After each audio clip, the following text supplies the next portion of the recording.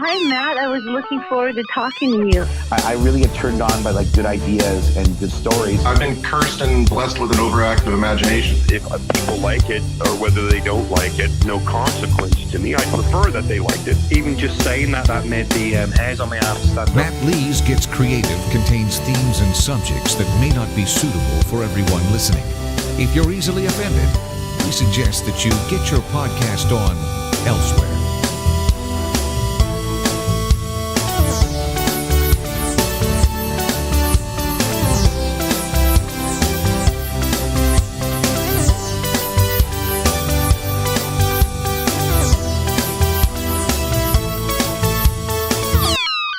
This time on MattLees Gets Creative.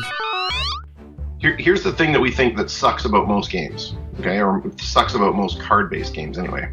Number one, you have to wait till it's your turn to play, right? So if you're playing with a group of 10 people, it means you have to wait for 9 other people to take their turn before you can do anything. In this game that we made, everybody plays on everybody's turn.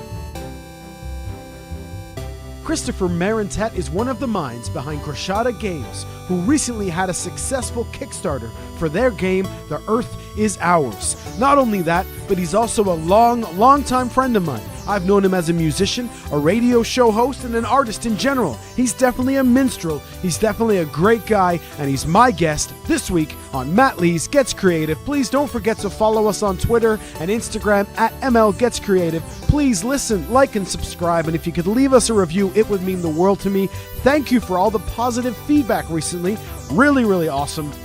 So please keep listening. We got a couple episodes left this season, and I'm already working hard on season 2. So, thanks for listening.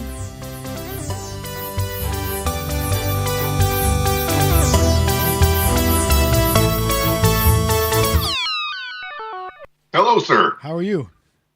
I'm Ducky. How are you? Good. It's been a very long time. Indeed, it has. Look at you all professional and shit. Well, you know how we do. Got to look like Joe Rogan as much as you can. That's right. Yeah, no, but it's good to see you, man. It's been a very long time. Yeah, good to see you too, brother. Yeah. So the idea of the new show is that me as a musician, I just talk to other creative people about our journeys, about the joy and the pain and the horror of those exact same journeys, and just talk about the differences, mainly looking at the focus on the game, because that's really fascinating to me, but also because you're also a musician and a creative type of all kinds. So I thought that would be a cool conversation. Cool, except I only heard about 2% of what you just said because Skype's going crazy. Oh, great. That's a good start. Now, the audio you're hearing isn't as clear as because I have you going through the mixer and everything. So the actual recording, we both sound crystal clear. I just may be kind of faded to you. But has Skype, is it behaving itself now? Or it seems to be more stable, yes. All right. I wonder, should we drop video? Would that help bandwidth? Sometimes that does. Nice to see you, though. Nice to see you, too. There we go. Cool. So, so anyway, it's me as a creative person, musician, talking to other creative people. I especially want to talk about the game because that's really cool, but also knowing that you're a musician and a creative type, much like myself, thought we could just talk about being creative, as it were. Yeah, sounds great. I do like a formal intro before the show actually starts, so the real conversation just kind of fades in, and that's already started. So thank you very much for joining me here. And why don't you go ahead for post-production purposes and introduce yourself? All right. My name's Kristopher Marentette. I'm from Windsor, Ontario, Canada. And I'm a semi-professional traveling minstrel, I guess you could say. And recently have embarked on a project to create some games with a couple buddies of mine. Excellent. That's sweet. So thank you very much. And really fascinating with the game thing. So have you always been creative? I mean, I know you have, but for the listener's sake, have you always been a creative person? Yeah, I've been cursed and blessed with an overactive imagination. So that means a lot of nights when I should be sleeping, I'm instead running through 1,000 different things in my head of what I should be doing. And sometimes conversations turn from simple conversations into grandiose plans of inventions or songs or poems or whatever. Yeah, and it's especially interesting for me because one of those projects did a huge favor for me as a very young man who was looking to get into radio broadcasting. Your amazing project, Radio Chaos, you were cool enough to give the kid a shot and let me do my own show on there. And I got to say, that was a huge boost for me because it's a theme on this show that, you know, like your parents and your friends are supposed to tell you you're good at something, but when somebody else who's trying to do it also thinks and shows a bit of interest in you, that means a lot more. So when I was able to do things on Radio Chaos, I thought, hey, these guys think I'm good enough. That's really cool. And I needed that boost to kind of push me off on my journey. And I must have been like 18 at the time, 17, 18, I think. Yeah. I mean, first off, let's set the record straight is that no one was ever giving you a shot. You were giving us a shot. So, well, that's nice. Yeah. I mean, you know, look, you're a fantastic dude. The concept you came up with for the show was intriguing and fascinating. And we were all brand new at that, you know, like that whole project started as me trying to find a way to listen to music, you know, when I was at work. Yeah. And then one night, you know, Craig and I just kind of ranted off one night. And then all of a sudden we had email from all over the globe saying, you know, oh, is this a regular show? When is it on? And then that just kind of snowballed and we found you and we were lucky to have you. And I thank you very much for, you know, just like you feel like you were given a shot with that. And, you know, I'm grateful that you thought it was worthy of contributing your talent to.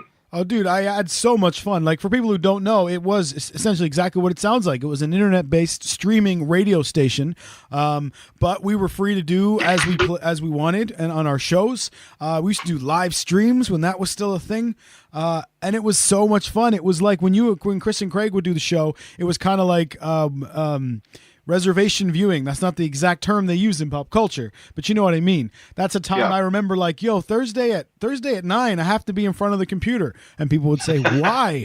And I'd be like, because I'm going to listen to this radio show. And they'd be like, what? I'd be like, yeah, there's these two dudes in Windsor. They do a radio show and I'm going to make sure I'm home to listen to it. And they're like, what? And then a couple weeks later, I'd be like, dude, I'm going to do a show on there. And they're like, what? That's awesome. I mean, you know, and that's the kind of thing that we're trying, you know, it's weird. And by the way, it's still going. I know. I do check in once in a while, my friend. We can't kill it no matter how hard we try. That's right. But the interesting thing about that is that, okay, so this is going to go a little bit deeper into you know, the psychology of sociology for a second. But, you know, the idea now is that everybody hides behind their screens, right? So you've got a phone or a tablet or a computer or a watch or what have you. And you've put this pane of glass between you and the rest of the world, right? And gone are the days when you would have watching parties or listening parties or, you know, my favorite thing when I was growing up, because, you know, you got to understand, compared to you, I'm an old man. and I'm an old man now, so I don't know what that says about you. Yeah, exactly. I remember Moses. He lived down the street. So the thing is that, you know, I grew up without all this stuff. You know, there was no internet. You know, my phone had a cord and attached to the wall, and you know, it was all different. And one of the things that I really, really treasured from my youth was game night, right? When all my buddies and me, we would get around, we'd play games together. Yeah. You know, and that turned from, you know, like simple board games turned into the Dungeons and Dragons. Yeah, I'm a huge nerd, by the way. So it turned into the whole Dungeons and Dragons thing. And the thing about it was that everybody was together and everybody was communicative and talking and laughing and sharing. Mm-hmm. And it's sad now that we live in this culture that, yes, the borders have been erased because, you know, the technology has made everything so much more accessible. But the problem is it's put this digital distance between everybody, and everybody feels, you know, like somewhat of an armchair warrior that they can engage without being engaged, I guess. Yeah. Yeah. So the idea behind the card game is that we want to go back to that time when you got together with your friends or got together with your family and you sat down and you just had fun. You know, and you don't need an app. You know, no, there's no comparison, is there? Because my wife and I now still will sit down and play a board game a couple of times a month, and there's no difference. There's no comparison to that experience, that viral thing where it's, you know, you're interacting with the cards and each other and the pieces on the board. And you're absolutely right. No comparison to playing like a video game on a screen, is it? Yeah, and you know, it actually brings me back a little bit when the Nintendo Wii first came out. And they were competing against the PlayStation 4 or the PlayStation whatever at the time, and the Xbox, and these were huge, powerful consoles with these amazing photorealistic or video realistic, lifelike graphics and incredible sound. And here's the Nintendo Wii coming back and trying to make a dent in this market with all these other little games, and it absolutely dominated the first little while it was out. Why? Because nobody cares about how photorealistic the flipping game is. If it's fun, it's fun. That's right. Yeah. Right. So, I mean, look at Minecraft. Minecraft, that's the graphics that were around when I thought those kind of graphics were advanced. Definitely. And it just goes back to that whole thing. If you make it fun, if you make it engaging, that's all that really is important about it. Yeah, and I think that's also what I loved finishing up on our first thought was about Radio Chaos. I absolutely loved it because it was interactive, and I was blown away that I could talk live and see messages pop up of people that were listening right then and there. And it's just that time it was just mind-blowing. And you mentioned being an old man. For me, the fact that you guys could take phone calls on the air was like the coolest thing I had ever experienced in my life at that point. And I remember when I eventually, this gets twisted, when I eventually went to visit you, because we met on the internet, so why wouldn't you go stay at the guy's house? Absolutely. I was like, man, how'd you take phone calls on the air like that? And you kind of showed me this thing you had rigged together, and I was like, whoa, this is Star Trek. It was so futuristic to me. It was unbelievable. Sorry, you cut out there a bit. Yeah, I was basically just saying how futuristic that was, that you were able to, you kind of welded a phone together with some cords and plugged it into the mixing board, and to me that was unbelievable at that time. And now look at the technology. It was mad science. Yeah, and it was great. I think that's what I loved about it. But well, you're also a musician as well, and we'll come back to the game, of course, but musician as well, which was another way that you and I kind of connected back then. I've written songs in your house. It's a very strange sentence you don't say to many people. Well, it's that weird thing, right? Where they say the the old thing was in 1973 it's, oh my goodness, don't talk to strangers, and in 2018 it's, hi stranger on the internet, come stay at my house. Yeah, and this was many years ago for us now, 10, 15 years ago or something. So I mentioned for sure. Yeah, these guys do an internet radio station. What? So what are you doing this weekend? Oh yeah, man, I'm going to Windsor. What are you doing in Windsor? I'm going to go stay at that guy's house, the one that does that radio station thing I told you about. What? But I ended up visiting a few times. We played gigs together. We played sets together. I think it was really fantastic. Yeah. And I still remember some of the words and melodies of your songs, sir. Oh, well, that's nice. Absolutely. Very, very cool stuff. So always a creative one then. And you do still play music right now too, don't you? Absolutely. Absolutely. And the really cool news is I've got a band right now of 5 people together, and we're going to be, next May, we're going to be doing a CD release party for my own stuff, which is pretty neat. That's awesome. Yeah. Is that the J Majors? No, J Sharp Major that's a cover band. Right. So I don't know, do you want the rundown of the projects I'm doing right now? Why not? I mean, it's a way to get it out there and talk about it, isn't it? Sure. Yeah. So I play in a band called The Source. It's a bar band that's been around Windsor for 30 years. It just has revolving members in it, but they're one of the A circuit bands, and I'm happy and proud to be part of that. It's a lot more top 40 than I like, but whatever. It's a moneymaker, so that's good. Mm-hmm. And then I found a group of like-minded individuals, and we formed a group called J Sharp Major, because you as a musician will know there's no such thing as J Sharp. So that's why we can always tell who the musicians are in the audience when we when we give our name, and they all kind of do a double take of what. Yeah.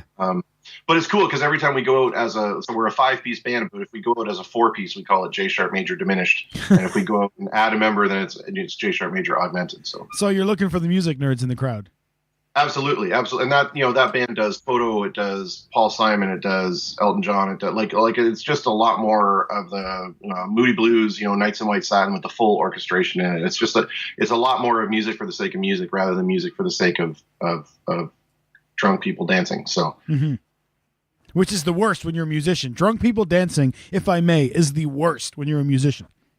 Yeah, I mean, hey, I'm glad they're having a good time, but I agree. I would much rather have a group of people sitting attentively and being totally into what I'm doing than having a packed dance floor. Yeah, definitely. We just recently saw Coheed and Cambria here in Cardiff, and the floor Sounds was like a tongue twister. yeah, that's what she said.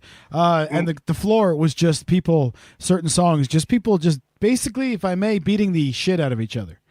Yeah. And I'm like, we're upstairs watching from as far away from the human beings as you can, and I feel like you enjoy the music more. But maybe that's just because I'm a musician. There's something to be said for that, right? And certainly, it's not to knock pop culture. It's not to knock pop music. Pop music is popular for a reason, right? A lot of people like it. Mm-hmm. And there's certainly a certain amount of this segment of the population that doesn't want to do anything more than just have a good beat and dance to it. And, they can do that. That's awesome. And I have nothing against that. For musicians, I think especially it goes a little bit deeper, and there's only so long that you can play that kind of vapid nonsense before you begin to think of yourself as basically just a shit Xerox. Yeah. A jukebox. And but a shitty jukebox. Oh, definitely. Yeah. An overrated human jukebox. It's the difference between a Justin Bieber and a Peter Gabriel, both are talented in their own right. Both draw a crowd, but for very, very different reasons. The Biebs is like a pop star. He wants to sell tickets and get people whatever. Gabriel is a musician's musician and makes art for art's sake.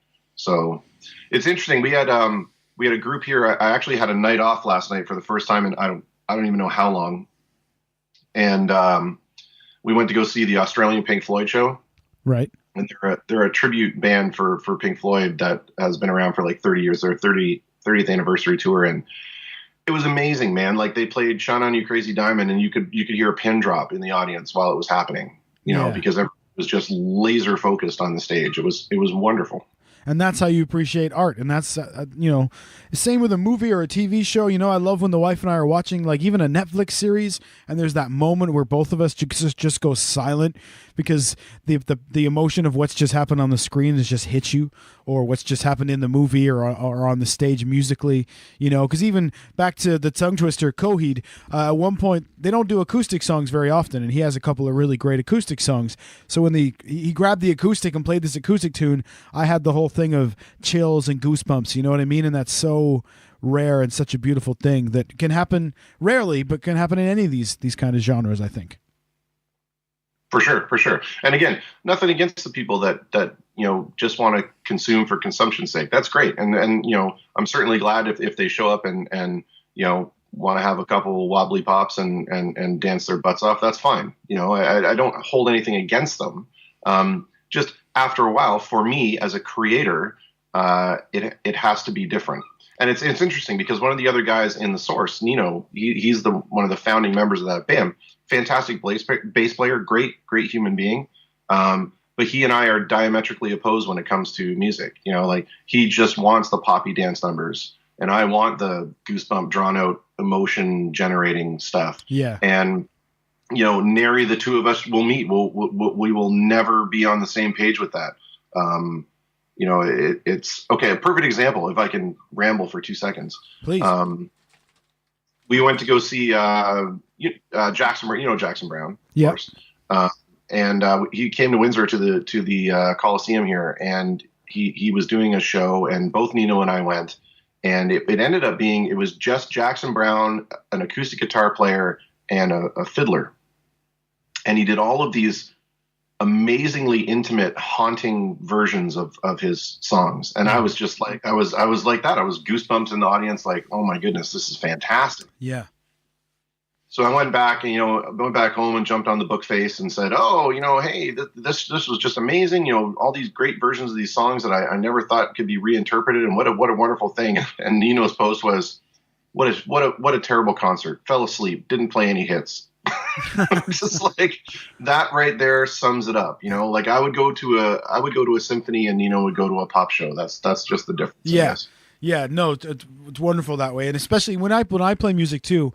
When I started playing here, I had the local agent that would book me into pubs and bars, but I really quickly started to realize that the audience wanted me to be that top 40 cookie cutter, and I was like, well, I'm just not going to enjoy this, so I'm just not going to do it. That's one of the reasons, because I just didn't want to do that and be that boring. Yeah. But I think something along the same lines is you guys moving away from the video games and the screens and the tablets into bringing back the manual gaming, if we were. Where did the kernel start to be like, let's make a game, let's make a card game, you know? Seems also very in-depth, like a lot of stuff you have to come up with. And I mean, for like, what? Sorry. Sorry, yeah. So with coming up with a card game, especially, Yeah. it seems like there's a lot involved. Things like characters and rules and the mechanics of how the actual game will work. How do you even start on that? What was the first kernel? Well, the kernel was, we were sitting around the living room one day and we were just talking about, I can't remember what we were talking about. I think we were watching a show on TV and my son came up to me and he said, it'd be cool if there's a game where you could try to destroy the earth. And I said, I think we're playing that game right now.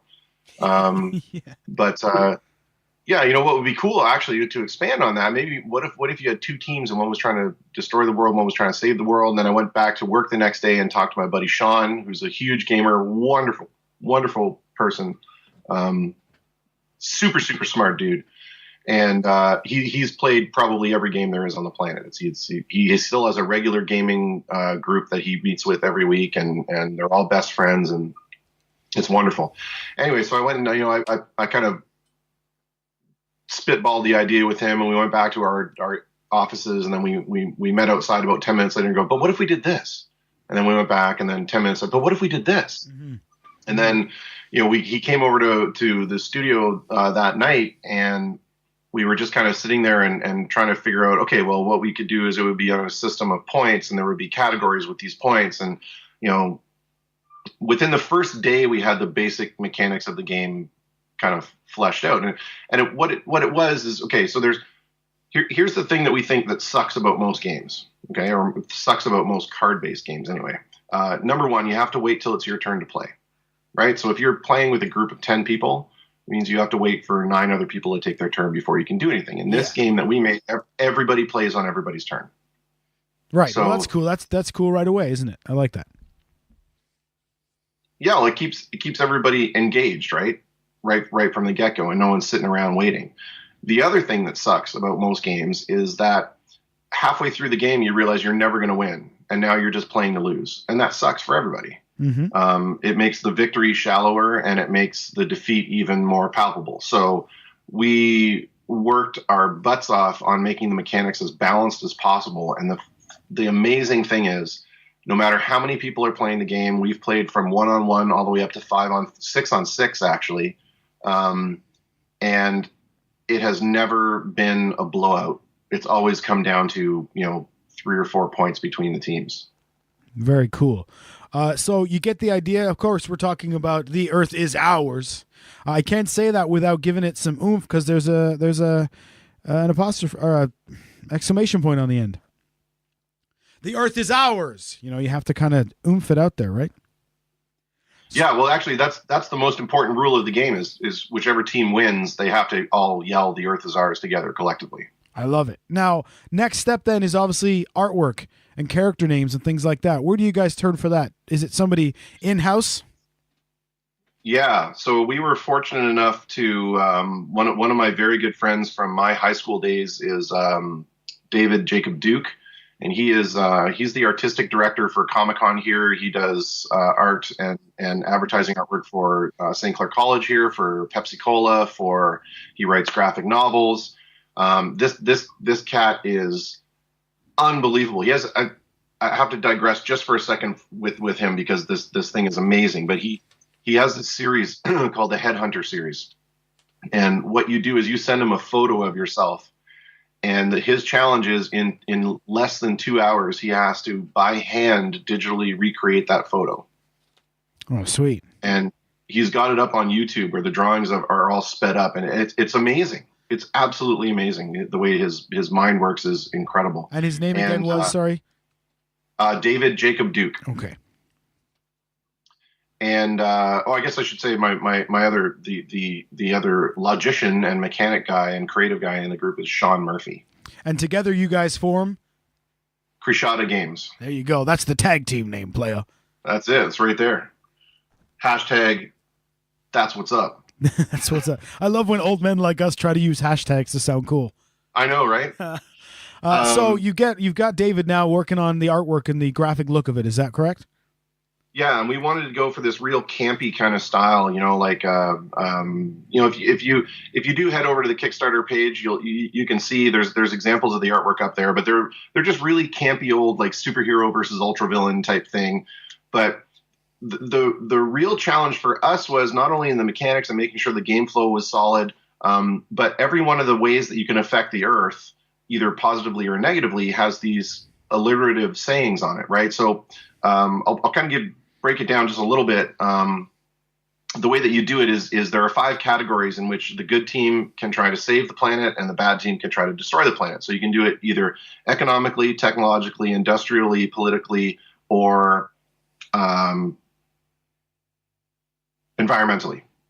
Right. So, for example, in the environment category, the Nefarians, the evil guys, would try to release more methane into the atmosphere by playing the billions of belching bison card, right?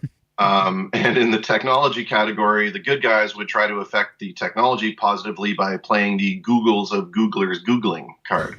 So the thing about that is there are 70 cards in those categories. Mm-hmm.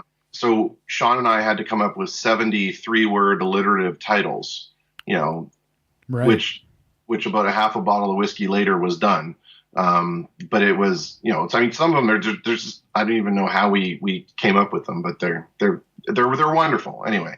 And the cool thing about the way that those points are laid out in those categories is that you can play from 1 to 7 points in each category. So you can actually vary the length of the game. If you don't want to play a long game, you play to 2 points. If you want to play a longer game, play to 5. Right. So it doesn't always have to be like, the marathon Monopoly game or the super fast, whatever a short game is. Yeah. You can actually tailor it to your time frame, which is pretty neat. Mm-hmm. And again, you were mentioning the artwork and the campy style of it. I got to say, that's what I really like about it. It reminds me of something that I can't place what it is, but it reminds me of something from my childhood. And I think that's probably the highest compliment I could give it. I don't know if it's a cartoon or if it's an old video, not a video game, but it's something. I look at it and it gives me a certain kind of feeling, a nostalgic vibe. Yeah, I think the nostalgia factor is really cool, and it's kind of an everyman nostalgia thing. It's not specific enough to basically nail it down to something, but it does invoke a time of that particular kind of design.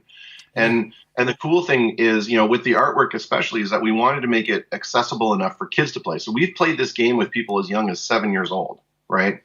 Who have picked up on how to play it in less than 2 minutes. Right. Like it's a very, very simple game.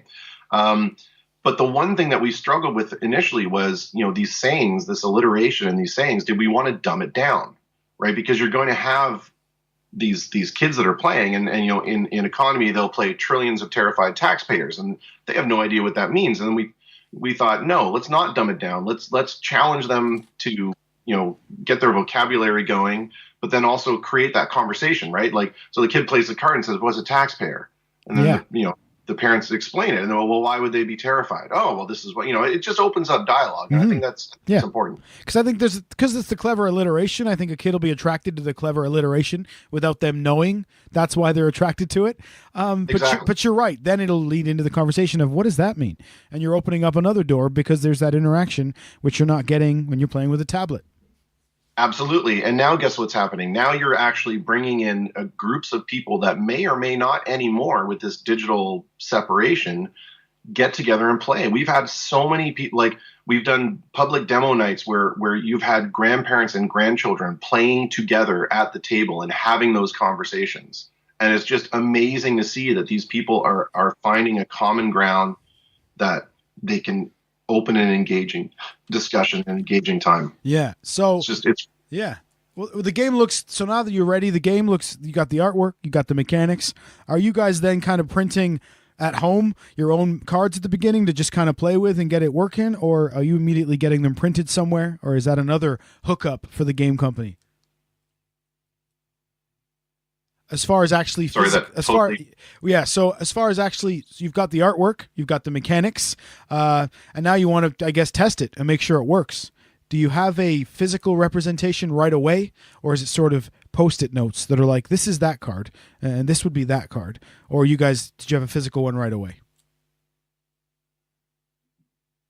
Sorry, I only got the last bit of that, man. Yeah, that's okay. So what I mean is, cool. So you've got the mechanics of the game. You've got the artwork. You've got the rules. You know the game works.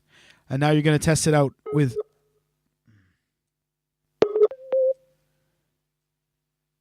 You were there and then you were gone and now you're back there. How is this? Is this clearer now? Oh, yeah, there you go. That's much better. All right, so you've got the artwork. You've got the mechanics. You know the game works. What's next? What's next is we've gone in and ordered prototype decks, right? So we have 6 actual playable decks, and we've been doing public demonstrations of it at various game companies here in Windsor. We're going to be going from Windsor to London for those of you who not London, England, unfortunately, but it's spreading it outside of our local area. We're trying to get people engaged on social media. Because basically none of us are Rockefellers, so we're putting this up on Kickstarter to have the game get funded. So I don't know if how hip everybody is to how Kickstarter works, but it's pretty cool. It's an online escrow service where you pitch a project, right? And you say, we're going to produce this game, for example. We've got this wonderful game and it's going to cost us X number of dollars to produce. And everybody goes to the Kickstarter page and they pledge their support. They're like, oh, I will buy a copy of the game, or I'll buy 2 copies of the game, or I'll buy a copy of the game and a t-shirt, or I'll just give you $20 because I think it's a good project and I want to support it. And then what happens is if you meet your funding goal, then Kickstarter collects all of those pledges, not us. Kickstarter, as the escrow service, collects all of those pledges. And then we send it off to get manufactured and produced and shipped, and you get your product. If we don't reach our funding goal, then no pledges are ever collected, and everybody just goes on their merry way. So it's a no lose scenario, right? Apart from the 35 seconds it would take you to go to the website and click I want to pledge it. Yeah, or back it. And so you immediately, the Kickstarter is live now, and yes. you kind of had reaction immediately, so that's got to feel good. Yeah, actually, this time we tried a first round of funding and it didn't work. I mean, we obviously wanted to try to do it where the project would totally fund itself, and yeah, probably wasn't the most realistic goal. Right. So we've lowered the amount that we're looking for, and we've relaunched it, and I'm really excited that we've got. So Kickstarter does it in 30 days, right? We've only been up now for 7 days, and we're already at 50%. Actually, I think we're at 50. Well, we're 51%. So that's fantastic, and we just need a little bit more to go. Yeah. So best case scenario, then you get the deal, you get the funding, the things get sent off. Does it then become kind of like a home business in as much as you guys are going to just ship out the games to all the pledges and sell them online, or would there be a hope to get that in game stores and things, or does that kind of have to wait? Does that come down the line? No, I think that's actually the plan from the get-go, is to try to get it into game stores. So one of the places that we did a public demo night here in Windsor is called CG Realm, and they actually are hooked in with a Canadian distributor. And they've been very, very positive about the project and have talked about, like, can't really get into it, but they're very positive about it, and they want to support it, and they want to see a way that we can get things, moving. So that's awesome. And I for us to do it as a mom and pop, where we're shipping everything out from my house or whatever, it's okay, but it's really time and labor intensive. We would much rather have it in the hands of a distributorship where we say, we're building X thousand units and we'll ship those to you and you guys distribute them. Yeah, that's the dream, I guess, isn't it? Yeah, for sure. And for the format of the game, is it really easy that it's easy to then I don't mean easy to diminish the amount of work you guys would do, but easy as in expansion packs and things like that. Yeah, so expansion packs are going to be pretty simple. Now, the one thing we are staying away from is the collectible notion, because I don't like collectible card games in the sense that I guess for collecting it's cool, but it's always the rich kid wins. right? Because they're going to buy the special card packs and whatever. And it's kind of like that with video games these days. I mean, I don't want to get into that whole Star Wars, the Star Wars debacle, which was people could buy their victories. But I suck at video games anyway, so it doesn't really affect me because I'm going to lose anyway. But please carry on. So you're going to stay away from collectibles, but you will be able to have expansions and things like that. Yeah, so expansions, some of the things we're thinking of is that we'll create more categories, right? So we'll have a biological category, a medical category. We'll have, just be able to expand upon those, and that way you could kind of vary the way that the game plays. But there are 216 cards in the game, so it's a lot of it is very much replayable. Yeah. So it's not one of those things where you play it once and you're like, okay, well, I've pretty much seen everything there is to see, so I'm done here. But the other really awesome thing about this is that this is only game 1 of 5. Right. So do you guys have that all planned, kind of like Tolkien? And do you have a whole trilogy? Not a trilogy, a fiveology, whatever. I bet you know the word. Yeah. I think it's a quintology, actually. There you go. See, I knew you'd know that word. Again, big nerd. Well, the thing is... yes and no. So what we decided to do with the game, which is pretty neat, is that the two characters, the Nefarian and the Benevolite character, are going to carry through to each next game.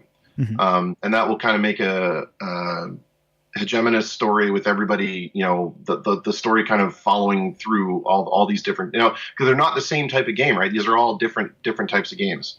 So we've already started publicly demoing the prototype of the next game in the series, which is awesome. It's fantastic. And you say different game as in like almost a totally different style of game, or a different version of the original game? Oh no, it's totally. You want the elevator pitch for the other one? Of course I do. I'll even put cheesy music behind it. Fantastic. All right. Depends on what floor you're going to, because that's how fast I have to talk. But we'll give you the 5th floor elevator speech. So what happens is in the next game, the Nefarian, the evil guy, he decides he's going to take a break from trying to destroy the world, and he goes off to his evil lab because that's what evil guys do. And his hobby, what he does for fun, is he likes to take classic monsters, like abominable snowmen, land sharks, golems, and all those kind of things, and he likes to carve them up and then reattach their pieces together in a random order. So and then he takes these hideous constructs and he sets them loose on the town of Bleakville, and to run rampage over it. And the townsfolk are like, we've had enough of this, so we're going to create what we're going to call the Beast Brigade. And it's going to be a gang of mercenaries that get together, that when the monsters set loose on the town, everybody goes out and they butcher this thing, and they collect the pieces to bring back as bounty, right? Yeah. And those are the player characters in the game. So what we've done is there's a deck of 6 cards. There are heads, torsos, arms, and legs. And there's 33 different monsters. And at the beginning of the game, you turn over and you find that I've got the head of a golem and the body of a vampire and the leg of a whatever. And it makes this monster. And then all the players in the game, they each draw a card from the Bleakville deck, and they are an actual member of the community. And then the other cards that you draw are all your crazy weapons, like a cat of 9 cats, which is, one cat with other cats attached to it, or the rapid fire weasel rifle, or the double barrel blunder beaver, or the wet noodle, or it's just, anyway, and you try and collect these weapons and use them to harvest these parts from these monsters so that you collect the bounty. And then along the way, you can do things like steal parts from other people, or you can, put a blight of boils on somebody's part so it makes it worth less bounty at the end. And then when the game's over, everybody sees who has the most bounty. It sounds awesome. It sounds really cool. It's a lot of fun. But it's totally different than the first one. So yeah, but that's also really cool, because there's nothing worse than like waiting for the second whatever it is, and that second whatever it is just the same as the first one. Exactly. You're basically stripping the characters off, changing that it's the Earth to a different planet, and here we go, it's version 2. Please send me more money. That's right. And that may work once. It might work for the second one, but it's probably not going to work for the third one, the fourth one, because people are going to get smart to it, especially these days with so many other distractions. That's right. But it must be really cool to kind of just work this far ahead and know you have all these different concepts and ideas. But for some reason, I get this visual of a couple of drunk dudes with a bottle of whiskey sitting around going, a blight of blistering blithers. No, man, we already did that one. A winchell of wicked weasels. Yeah, okay, write that down. You mean Absolutely. you guys need to hit record on that and just have that session recorded as audio. I don't know. There might be other things in there we probably shouldn't release, but no, I mean that's very much it. It's getting together with good friends and having these ideas that are fun and creative. And as long as we're having fun doing it, then we have the expectation that other people will have fun playing it. And the cool thing, like the first game is alliterative on those wagonfuls of wicked weeds or Winnebagos of wealthy widows. The second game, because it's Beast Brigade, everything in the game begins with the letter B, right? So you can do butchery, bartering, backstabbing, bamboozling. Like all the weapons are bitey, burny, blasty, bashy, boomy. It's that's the fun of it. Like, I think that draws you in story wise, right? And then of course you combine that when you build this monster. all the parts of these different monsters visually will all link together, and that's where David comes in and just makes it just beautiful. Yeah. Is there any part of because it's yourself, there's David, and the other gentleman's name has slipped my mind. I'm sorry. Sean. Now, is it kind of you and Sean come up with these cool ideas, and then David's like, guys, I have to draw this? Like, what's a blithering bladder of blasters? Yeah, well, that's actually the really cool part is that, so there's 216 cards in the first game. That's a lot of drawing for David, right? Yeah, poor guy. Don't tell David yet, but there's over 370 cards in the next one. So we haven't told him yet. But the cool thing is, we gave him this list of, okay, so here's what we want. We want billions of belching bison or acres of adorable androids.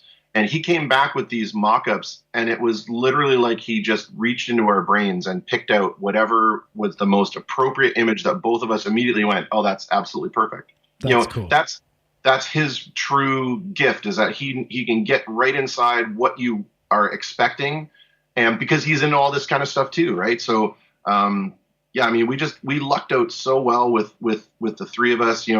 I think I'm more of like the larger idea guy, right? Where I'll come and say, oh, well, what about something that works like this? Or what about this as an idea? And then Sean being, super creative, but also super logic driven. Then he and I sit down and we start fleshing out the rules, and I'll be like, well, I wanted to do this. And Sean will be, well, you can't do that because it won't work with this, and this. And, so we hash all that out, and then we bring David into it, and David just dresses. He puts the frosting on the cake. It's just beautiful. Yeah, and it's kind of, it gives you a big roundabout way, a kind of bow tie on a conversation. But as a musician, very similar to a band where you meet the bass player, and then there's just that click, and you're like, all right, this is going to be all right. And it sounds like you guys have that working with each other, especially with leaning towards the art. Like you said, it's like you pulled it out of your head. I bet that was a cool moment when you had that click of like, we're really going to be able to make something cool here. It really was. It was like that moment that you always, either read about or hear about in a biopic of like, famous people, famous groups when they get together or whatever. And they go, yeah, there was just that moment where we realized it was perfect. And that's exactly what happened here. Yeah. And so you're taking the game out being tested. I've also seen you at a lot of Comic-Cons and things like that on the other side of the table. My last guest and I talked about the cool experience of being on the other side of the table at a Comic-Con. What is that like? Is it tough being out there kind of shilling and kind of selling yourself, or is it totally enjoyable? For me, because I'm naturally a shiller, it's no problem at all. I love talking to people about something I'm excited about. And what I love even more is I guess it makes it somewhat narcissistic, but I love the fact that excitement gets validated by their excitement. When we were at the Comic-Con, we had people walking by, and we were demoing the game there where you could walk by and we would play a quick game with Sean and I on one side and these people who had never played before on the other side. And like I said, we had parents coming up with their kids, and the kids would start playing the game, and then all of a sudden the parents would be into it and they would be playing the game. And at the end of it, they'd be like, great, how much is this? It's like, that's all I need right there. You've just proven to me that it's a valid thing to do. Yeah, and it's really cool because with this new podcast project, I've interviewed people all over the spectrum: actors, authors, comic book artists, musicians, game designers like yourself. And it's crazy, man, because the one recurring theme that I never would have thought about, or never would have predicted anyway, is validation. We're all chasing that validation. And again, it's that idea of your wife and your kids are going to say, oh, honey, isn't that great? And when my mom hears me play music, she's going to go, oh, you're just so good at playing music. But it's that first time that another musician went, you're actually okay. I like that. I'd like to play music with you. Or when you ran your radio station and you said to me, hey, man, do a show with us. And that was validation for me. But in the gaming realm, it's that validation has to come from a complete stranger, I guess, because they need to just look at the game and go, all right, cool. How much? And like you said, that's what you're chasing. That's the high you're chasing, is for a complete stranger to show interest and say, all right, I'm on board. How much? Of course. And that's I think it's anything creatively like that, because you're putting so much of yourself, and it sounds corny, it sounds like, like cliche, but you really are. You're putting a lot of yourself into what you're doing. And so when people accept that, it feels like they're accepting you. And if people shun or decline that, it feels like or reject it, it feels like a personal rejection. And that's the thing that I think non-creative types don't understand. No, at all. They just look at it as, well, you're producing a thing, and they don't understand that a little piece of your soul went into that thing. Oh yeah, and I mean, on my other podcast, I've been complaining about it a lot. Recently, I did a charity benefit here for the Valindra Cancer Center. We gave all the proceeds to the hospital because that's where I had my own treatments last year. Big thing for me. So I'm going around work. There's posters everywhere, and I'm telling people, oh, you need to come to my show end of August, and I'm giving people 6-7 months notice, right? Yeah. And some people, in fairness, would say, hey, man, look, I'm not going to go to the show. It's really not my scene, but here's some money towards the cause. That's great. But the amount of people that would just go, oh, yeah, no, I'm not going to come to that. No, I'm not going to come to that, but here's some money. And it's kind of like, you know that you're putting yourself out there, and you don't know how hard that is to but people don't get it. And my wife and my friends would tell me you can't take it personally because they're not creative types, so they don't realize how much of a slap in the face that is. Yeah. And it's something you're never going to get across to some people, because some people are born to make widgets. That's all that's what they understand. And it's not a bad thing. It's not a knockdown, but it's like asking a plumber to understand astrophysics, right? Each one of those people are absolutely brilliant at what they do, but they're never really going to get the other thing. Right? Just ask an astrophysicist to change the water valve on his toilet, right? It's probably something he's never going to be able to figure out, or never going to even give a second thought about. So it is a challenge. And unfortunately, because it's such a personal, emotionally driven attachment for creators, it hurts when people either aren't interested or just don't plain like it. Yeah. I mean, you might see some of that at the cons, though, right? People just kind of walking on by, or people that kind of glance and just walk off. Is there part of you it's like, hey, man, come back here and look at this. This is actually pretty cool. I worked really hard on this, Of course there is. Of course there is. Just like when you're on stage and you're playing and somebody gets up to leave and you're like, what did I do? Did I hit a wrong note? Is this not the kind of music you like? What's happening? Yeah, or they turn on the TV with the NHL game. Oh, yeah. I'm looking at you, Iowa. When I played a gig in Iowa, I will not forget that, even if it was 7 years ago. Turned on the hockey game while I'm up there singing. Come on, man. Yeah. Sorry, please continue. I've calmed down again now. Yeah. I'm with you. Sometimes when I go to these places, I'll ask to be put in front of the television so that at least I can pretend that they're looking at me. Yeah, I've done the exact same thing. So we're on the same page. The one thing that really does get under my skin, though, and it's funny. Everybody talks, and especially Windsor, where I'm from, it's a big union town, right? It's a big grassroots, local everything movement, and which is great. And everybody talks, about, oh, buy local, support local, no big box, blah blah blah. And here I've got this thing that we've got 3 guys on their own trying to do and trying to produce, and it's this 100% local effort. And sometimes people just this is what you're advocating for, so help us out. I don't understand. This is literally everything that you're hyping about. Where are you all? That's right. They talk a lot, don't they? It's because like you said, with a Kickstarter, you don't have to get the game if you don't want. So even if you're a guy that's like, oh, I'm never going to play a card game, but local business, that's awesome. I'll throw them $20. Those kind of people should put their money where their mouth is, literally, I guess. For sure. Look at how much do you spend on coffee every week? Oh, it's a bugbear you don't want to know. And my wife, I don't care. My wife doesn't need to know either. Okay, well, I would wager it's probably more than $10. Yes, definitely. Okay.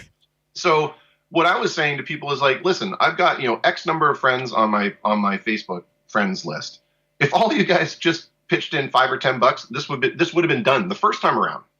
That's right. And what is $5 or $10? Let's be honest, with respect to, I know it is a lot of money for people, but in the grand scheme, what is $5? Yeah. So brew your own coffee for a week. You might even find you like it better. Yeah, exactly. That's another thing of getting old, I think, is that I kind of like my coffee my own way now. And you get these young kids making it at Starbucks, and you're like, he's just not doing it right. You young punks. Look, everybody's got their own way. Everybody's got their own way of doing things. My whole motto is and has always been, nobody wins unless everybody wins, right? So let's just kind of pull together for the greater good and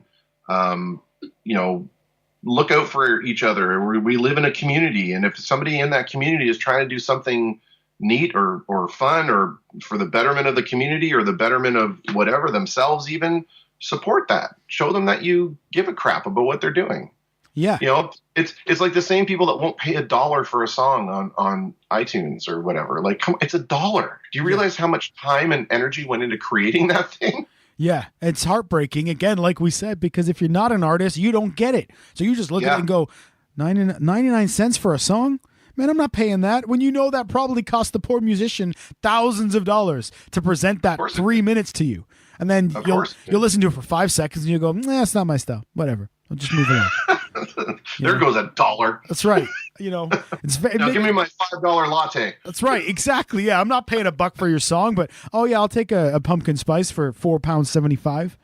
There you go. So looking forward, then, where are you guys? Let's say ideally a couple of years from now. I hate when you get a job interview and they're like, "Where do you see yourself in 5 years?" I don't want to know where you see yourself. I want to know where you hope to see things. Sure. Is it that you guys are just making these games for a living? What would be your ideal thing there? Well, God, wouldn't that be awesome? And yes, Mr. Lees, if I were a tree, I would be a larch. But within the two years, I don't know that 2 years is long enough. I think it's going to be a long process. But what we would like to see is, wouldn't that be wonderful if all you had to do to support yourself was the things you love? Wouldn't that be great? Yeah. Isn't that exactly the definition of this so-called American dream or whatever that everybody's chasing? Is find something you love to do and find a way to make a living at it. Yeah.